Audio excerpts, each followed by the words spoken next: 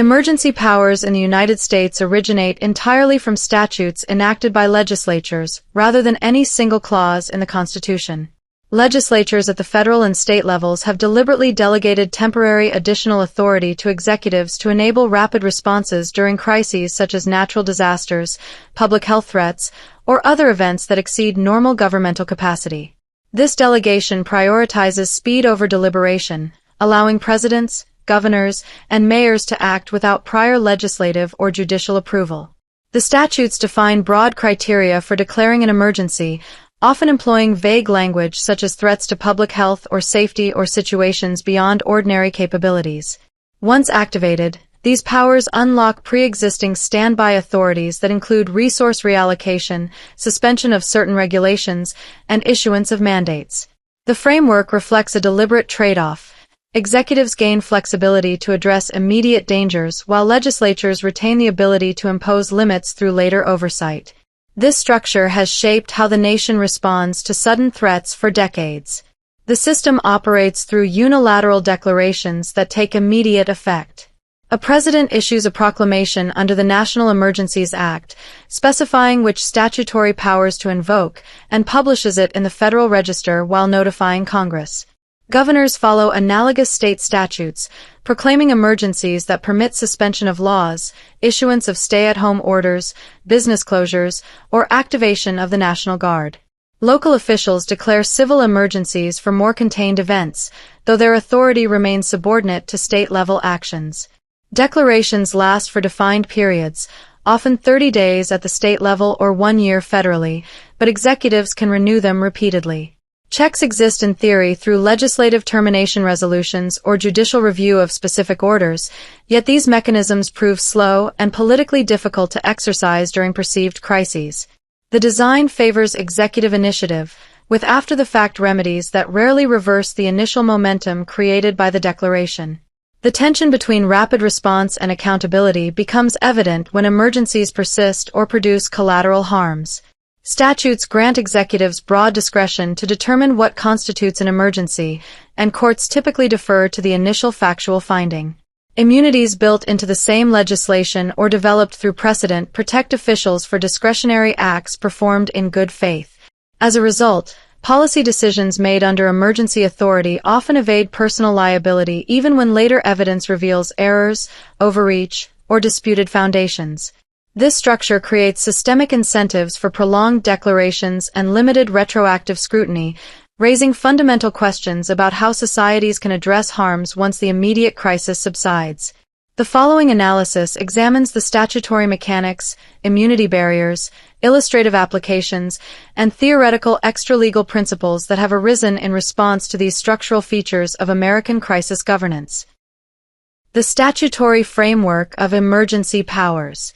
Federal emergency authority rests primarily on the National Emergencies Act of 1976, which consolidated earlier scattered provisions and imposed modest reporting requirements. The President declares a national emergency by proclamation or executive order and must identify the specific standby statutory powers to be activated from a large set of pre-authorized measures. These powers encompass areas such as transportation control, asset freezing, and access to certain federal funds. No congressional approval is required at the outset. The declaration automatically extends for 1 year unless the President renews it, and Congress may terminate it only through a joint resolution that, in practice, demands a veto-proof majority. Related statutes such as the Stafford Act and the Public Health Service Act Section 319 supply additional tools for disaster relief and public health responses, often triggered by gubernatorial requests or separate health agency findings. This federal architecture provides the backbone for nationwide crisis response. State statutes mirror this approach but vary in detail across jurisdictions. Every state authorizes governors to declare states of emergency, disaster, or public health emergency when conditions exceed normal governmental capabilities. These declarations activate powers to suspend laws, issue mandates, reallocate resources, or deploy the National Guard. Many states permit explicit modification or suspension of statutes that would otherwise impede response efforts. Duration limits typically begin at 30 days with renewal options, though post-crisis legislative adjustments in some states have introduced stricter oversight requirements. Local emergency powers derive from city or county ordinances or state-delegated authority and remain subordinate to gubernatorial declarations. Mayors or county executives can impose curfews, control traffic, or shift local resources for short periods, but their actions yield to higher-level orders. This layered system ensures flexibility at every level of government. The framework's breadth stems from legislative choices made years earlier to equip executives for unforeseen events. Vague statutory definitions grant executives considerable latitude in deciding whether an emergency exists and which measures to employ. Once declared, the powers operate independently of ordinary legislative processes, allowing swift action that legislatures could not replicate in real time. This delegation creates a durable structure that persists across administrations and crises. The statutes themselves include provisions for reporting and eventual termination, yet the practical ease of renewal and the political difficulty of opposition often allow declarations to extend far beyond the initial threat. The design therefore embeds both operational efficiency and structural challenges to subsequent accountability. The absence of tight upfront constraints combined with weak termination mechanisms produces a system in which emergency authority can become self-perpetuating, shaping governance long after the triggering event has passed. Declaration processes and institutional checks. Declarations of emergency powers begin with an executive finding that existing conditions satisfy the broad statutory criteria established by legislatures. The President or Governor issues a proclamation or executive order that formally states the emergency exists and simultaneously activates the corresponding pre-authorized powers. Publication in official records, such as the Federal Register at the federal level, combined with formal notification to the legislature, completes the procedural requirements. No external approval from Congress, state legislatures, or courts is required before the declaration takes legal effect and begins to operate. Specific implementing orders then follow, encompassing measures that range from stay-at-home requirements and business closures to resource reallocations and suspension of selected regulations.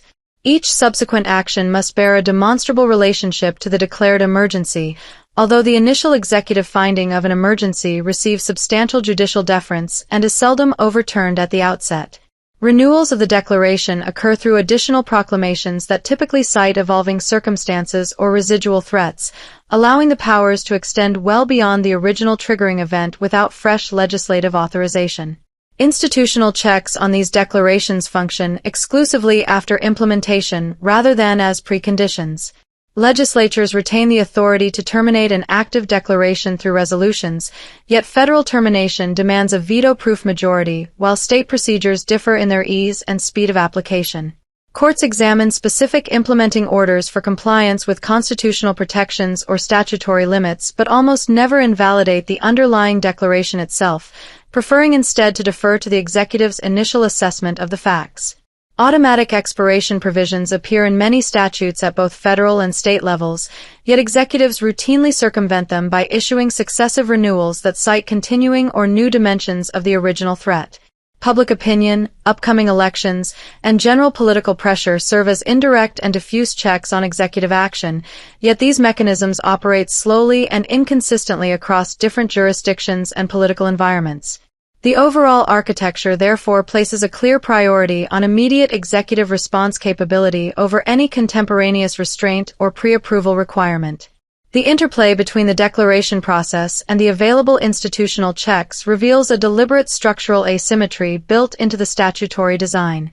Executives hold unilateral power to initiate and renew emergencies, while the countervailing branches possess only delayed or politically costly tools for correction. This asymmetry enables swift crisis management under conditions where legislatures cannot convene rapidly enough to legislate in real time. Yet it simultaneously complicates any later effort to scrutinize the factual basis of the original declaration or to reverse the practical consequences of measures that have already been put into place. When declarations persist through multiple renewal cycles, the practical difficulty of assembling legislative majorities or mounting successful judicial interventions increases substantially. The framework therefore generates a recurring pattern in which emergency measures can remain operative long after the original justification has shifted, diminished, or become subject to evolving evidence and public reevaluation. Immunity doctrines and accountability limitations. Immunities constitute an integral and deliberate component of the emergency powers framework at both federal and state levels. Statutes such as the PrEP Act establish broad liability shields that protect manufacturers, distributors, and administrators of countermeasures once a public health emergency has been declared. Qualified and sovereign immunity doctrines shield public officials for discretionary acts carried out in good faith during the exercise of emergency authority. Presidential immunity extends to official acts under prevailing judicial interpretations. These layered protections remain operative even when subsequent evidence demonstrates that decisions were mistaken, based on contested information, or produced unintended harms. Only instances of willful misconduct or independently criminal conduct fall outside the scope of the shields, and the evidentiary threshold for proving such exceptions is set deliberately high and difficult to satisfy in practice. Accountability limitations extend well beyond the immunities themselves and permeate the entire structure of crisis governance. Policy decisions made under emergency authority receive strong judicial deference as discretionary acts rather than subject to ordinary standards of review. Criminal liability can attach only upon proof of a separate, independent crime rather than mere poor judgment or reliance on information that later proves flawed. Civil suits seeking damages for harms caused by mandates, protocols, or resource reallocations encounter both procedural and substantive barriers that trace directly back to the same statutes that originally granted the emergency powers. Legislative termination or subsequent reform of the powers remains theoretically available but depends entirely on shifting political alignments and timing that frequently prove unfavorable once the immediate crisis has passed. The absence of any automatic post-emergency audit requirement or mandatory independent review mechanism leaves oversight to discretionary investigations that rarely focus on high-level decision-makers or the systemic choices made during the emergency period. The combined operation of immunities and limited accountability mechanisms produces a structural preference within the framework for forward governmental momentum over retrospective examination or redress. Officials operate with minimal personal risk when acting within the formal scope of a validly declared emergency. Private entities participating in countermeasures receive parallel protections that further insulate them from liability. This arrangement facilitates decisive and rapid crisis response by reducing hesitation among decision-makers. Yet it simultaneously diminishes incentives for caution, accuracy, or rigorous verification during the initial declaration and implementation phases. When widespread collateral harms subsequently materialize, the legal system channels resulting disputes into narrow categories such as provable financial fraud prosecutions or civil claims that courts routinely dismiss. The overall framework therefore embeds an institutional bias that systematically shields crisis decision-making at the expense of comprehensive accountability or systemic redress for affected individuals and communities. The COVID-19 pandemic as a case study. The COVID-19 response serves as a clear demonstration of how the emergency powers framework functions in practice. In early 2020, federal and state executives issued national and state emergency declarations that activated broad statutory authorities without requiring prior legislative or judicial approval. These declarations unlocked powers that facilitated widespread lockdowns, business closures, school shutdowns, mask mandates, and vaccine requirements. Executives maintained these measures through repeated renewals, extending their reach across multiple years despite evolving conditions on the ground. Protocols developed under this authority encompassed specific strategies such as ventilator usage guidelines, nursing home admission policies that directed COVID-positive patients into facilities, and coordinated vaccine distribution mandates. The emergency framework provided the legal foundation for these actions, allowing rapid implementation at a national and state scale. Collateral consequences emerged alongside the primary response measures. Excess non-COVID deaths occurred due to delayed medical care, while learning loss affected millions of students from prolonged school closures. Mental health crises intensified, including rises in suicides, overdoses, and psychological distress linked to isolation policies. Economic damage was substantial, with small businesses facing closures and widespread unemployment resulting from mandated restrictions. Fraud proliferated within relief programs as relaxed oversight during the emergency period enabled misuse of funds allocated under statutes such as the CARES Act. These outcomes illustrated how emergency powers, while enabling swift governmental action, also generated significant secondary harms across public health, education, and economic domains. No president, governor, or mayor encountered criminal prosecution or successful impeachment related to the emergency declarations or the core policy decisions implemented under them. Immunities embedded in the relevant statutes and judicial doctrines effectively shielded most official acts performed in good faith. Courts reviewed and struck down certain specific orders, such as aspects of eviction moratoriums or vaccine mandates in limited contexts, yet they consistently upheld the broader validity of the emergency framework itself. Several state legislatures responded with post-crisis reforms designed to shorten future declaration durations or require legislative approval for extensions. However, these adjustments applied only prospectively and did not retroactively address actions taken during the COVID period. Public compliance with the mandates reached notably high levels during the peak response phase, with the majority of adults and substantial numbers of children receiving the primary vaccine series. The pandemic ultimately revealed the forward-moving character of governmental operations under this statutory design. Declarations continued for years via successive renewals even as underlying conditions shifted. Immunities prevented personal liability for policy-related harms, directing accountability efforts toward narrower financial fraud cases prosecuted under ordinary statutes rather than broader examinations of data accuracy or mandate necessity. High-level prosecutions remained absent despite subsequent data revisions, evolving scientific assessments, and documented collateral harms. Political and public will for comprehensive retroactive review stayed limited, influenced by distraction from subsequent national priorities and a widespread reluctance to revisit earlier personal compliance decisions. Public acceptance of initial measures, reinforced by cognitive and political dynamics, contributed to diminished momentum for sustained examination of the response. The episode underscored how the emergency powers structure facilitates decisive action while simultaneously insulating decision-makers from extensive after-the-fact scrutiny. Theoretical extralegal principles for retroactive accountability. Theoretical extralegal principles emerge as conceptual responses to the accountability gaps created by the statutory emergency powers framework. One central principle centers on stretching temporary emergency powers into mechanisms for long-term retroactive justice. This approach would involve a new executive declaring an ongoing emergency explicitly framed around persistent harms stemming from the prior crisis, such as lingering health effects or unresolved questions surrounding data and protocols. Activated authorities could then be repurposed to support investigations, audits, and sanctions directed at previous actors, including public officials and private entities involved in the original response. The principle treats residual effects as sufficient justification for renewed powers, effectively extending the emergency logic to encompass corrective measures against past decisions. A second principle focuses on the creation of extralegal tribunals or special commissions operating outside the regular judicial system.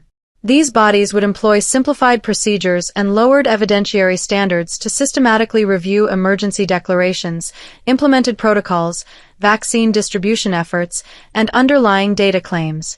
By classifying certain actions as distinct categories of offenses against the public, such commissions could issue determinations on complicity, fraud, or harm without adherence to conventional due process constraints. The principle allows for targeted examination of both governmental and private sector participation in the original emergency measures, providing a structured yet non-standard avenue for accountability. Additional principles build upon concentrated authority to address systemic gaps. Mass transitional reviews and purges would utilize nationwide screening programs to categorize levels of participation in the prior emergency and apply graduated sanctions ranging from disqualification to reparations. Simplified or community-based mass justice mechanisms would establish local and regional panels featuring reduced evidentiary requirements and opportunities for public testimony, enabling large-scale processing of harm claims related to lockdowns, mandates, and countermeasures. Post-crisis negotiated or coerced accountability would leverage the threat of broader enforcement actions to secure disclosures, admissions, and cooperation from former officials and private organizations, offering selective leniency in exchange for voluntary compliance. Each of these theoretical principles depends on the consolidation of decision-making authority within the executive branch while simultaneously mobilizing external support networks to sustain momentum. They presuppose the ability to articulate residual crisis effects as a continuing justification for renewed emergency powers. Implementation would necessitate sustained narrative control to legitimize the bypass of ordinary institutional checks. Collectively, the principles represent conceptual extensions of the original emergency powers logic, redirected in reverse to pursue accountability for past decision-makers, public agencies, and private organizations involved in mandates or countermeasures. They extend beyond mere policy correction to include explicit audits of immunities, potential prosecutions for fraud or harm, and broader public rectification processes aimed at addressing the structural limitations observed in standard crisis governance. Through these approaches, theoretical frameworks attempt to reconcile the tension between rapid emergency response and the need for meaningful retrospective examination when significant harms have occurred. Conclusion: emergency powers and immunity. Accountability remains elusive after crises. The statutory delegation of emergency powers creates a governance structure optimized for speed and insulated from immediate restraint. Declarations occur unilaterally under broad criteria, activating standby authorities that persist through renewals. Institutional checks function after the fact and often prove insufficient to reverse momentum or impose personal consequences. Immunities further protect discretionary acts, limiting accountability to narrow independent crimes. The COVID-19 response exemplified these dynamics, producing widespread measures and harms without corresponding high-level prosecutions or systemic redress. The framework allows executives to determine the existence and scope of an emergency with minimal upfront oversight, enabling prolonged application of mandates, resource reallocations, and policy changes. Once activated, the powers generate their own institutional momentum, making reversal difficult even when collateral effects become evident. This design prioritizes decisive action during perceived threats while embedding structural barriers to later examination of the decisions themselves. Theoretical extralegal principles offer conceptual pathways to address these limitations. They encompass stretching emergency powers for retroactive justice, establishing special tribunals, conducting purges and mass reviews, implementing community-based justice, and pursuing negotiated accountability. Each principle requires deliberate framing of residual crisis effects as ongoing threats warranting renewed authority. The principles collectively seek to audit immunities, prosecute complicity, and rectify harms through concentrated executive action supplemented by external support. By repurposing the same mechanisms that enabled the original crisis response, these approaches attempt to overcome the forward-moving bias of the statutory system. They envision scenarios in which a new declaration treats lingering harms, disputed data, or policy consequences as justification for renewed powers aimed at previous actors, agencies, and private entities. Such principles highlight the logical extension of emergency authority when ordinary legal avenues prove inadequate for comprehensive reckoning. Coalition formation, recruitment, and internal challenges determine the viability of such principles. Coalitions demand careful assembly across executive, bureaucratic, grassroots, and private sector lines through targeted messaging, incentives, and phased involvement. Internal tensions arise from ideological splits, resource competition, loyalty concerns, and operational inconsistencies. Sustaining these coalitions requires continuous narrative management and visible progress. The theoretical analysis reveals that while extralegal principles address accountability gaps in crisis governance, they introduce new risks of power concentration and institutional erosion. The framework of emergency powers therefore presents enduring trade-offs between responsiveness and retrospective justice that remain central to crisis governance. Any attempt to implement extralegal accountability would necessitate broad alliances spanning political leadership, disillusioned insiders, victim advocacy networks, and media amplifiers. Recruitment would rely on emotional appeals to justice, offers of influence or protection, and staged demonstrations of progress to maintain cohesion. Yet the same dynamics that complicate statutory accountability, public distraction, cognitive reluctance to revisit compliance, and competing crises, would likely undermine sustained coalition unity. Ultimately, the emergency powers system reveals a fundamental tension in democratic governance. The need for swift crisis response inevitably collides with a desire for meaningful retrospective justice, leaving societies to navigate between institutional stability and the pursuit of accountability for decisions made under extraordinary authority.